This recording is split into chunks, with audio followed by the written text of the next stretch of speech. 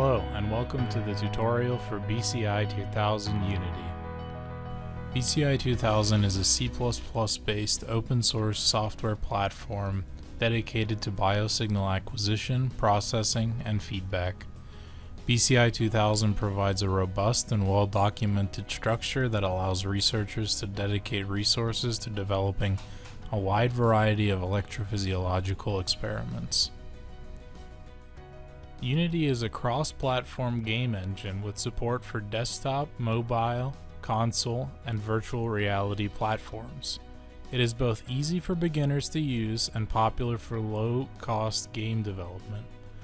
We created this library to integrate BCI2000 with Unity so that we can leverage the hundreds of thousands of publicly available video games as experimental paradigms. In order to integrate BCI2000 with Unity, first we'll need to download the Unity Hub.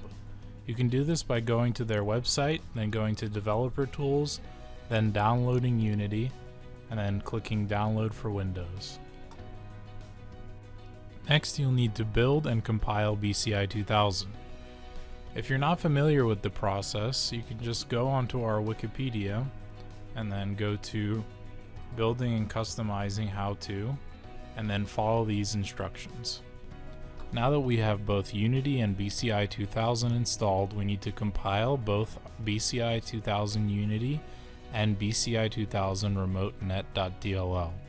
Once you've done this, we can take the files and then place them into the assets directory in Unity. Now that we've compiled all of our assets, we're ready to start integrating BCI2000 with Unity.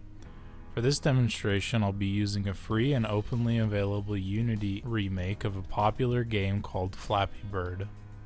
The first thing that we need to do is to create an empty game object and then add Unity BCI2000 script as a component. This will serve as the central connection to the BCI2000 operator. Next, we need to tell Unity where to look for BCI2000's operator module, which will then control the BCI2000 source, signal processing, and application modules. To do this, we specify the path to the operator using the operator path field, as well as the names of the modules to start up alongside it. If you have an instance of the operator already running, specify the IP and port it is listening on, using the telnet IP and telnet port fields instead. Now, find the game object that you want to take data from and send to BCI2000. In this case, it'll be Flappy.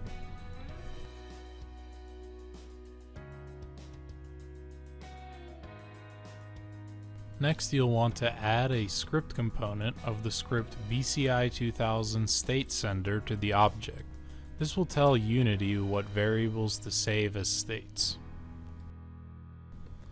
So now that we can save states, let's add BCI2000 as our object.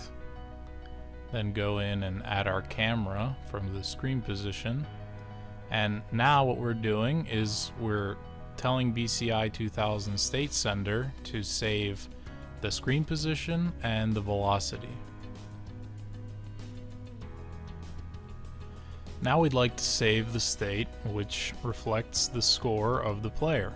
So we do this by going into the main game and then doing the same thing that we did before and adding a BCI2000 state sender component.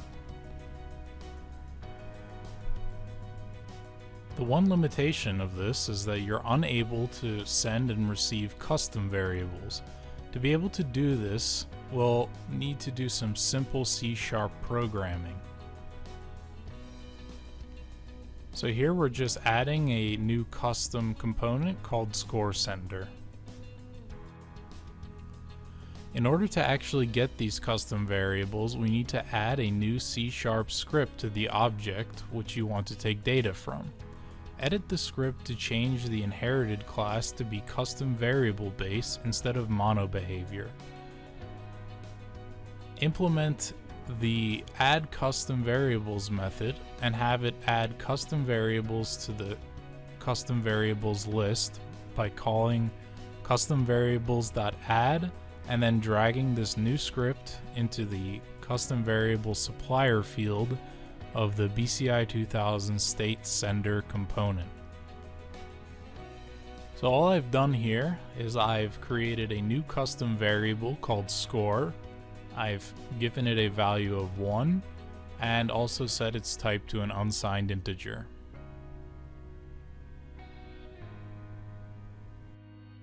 So now I'll save this.